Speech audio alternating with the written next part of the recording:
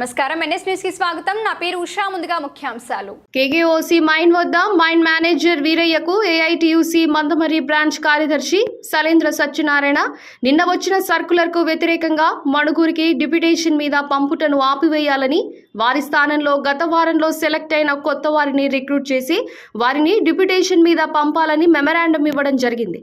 ఈ కార్యక్రమంలో KKOC assistant pit secretary Rajesh Yadav, Kotaiah, Thota Srinivas, Tirupati, Ravi, Sridhar, Suresh, Sarayya, పల్లపు మల్లేష్, సొప్పరి మల్లేష్ తదితరులు పాల్గొన్నారు. యాజమాన్యం నిన్న ఒక సర్క్యులర్ జారీ చేసింది.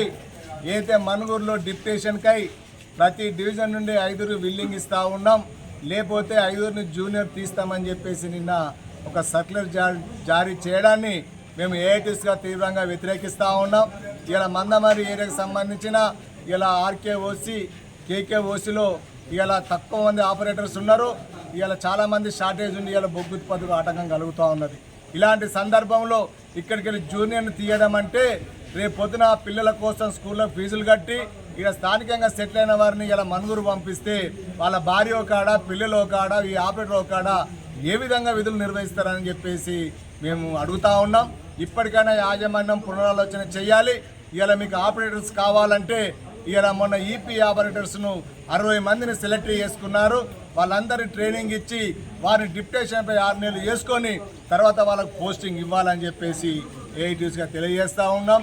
కాదు కూడదు ఖచ్చితంగా తీయాలని చూస్తే రేపు మందమరిలో ఓసిలో బొగ్గు ఉత్పత్తి కూడా స్తంభించబోయే ప్రమాదం ఉంటుంది. కాబట్టి దానికి సింగరేణి యాజమాన్యం కారణం అవుతుంది. కాబట్టి ఇప్పటికైనా మీరు ఇచ్చిన సర్కులర్ మందమరి ఏరియా నుండి ఎవరిని కూడా ఒక్కరిని ఆపరేటర్ తీయకూడదని చెప్పేసి ఏఐటీస్గా డిమాండ్ చేస్తూ ఉన్నాం.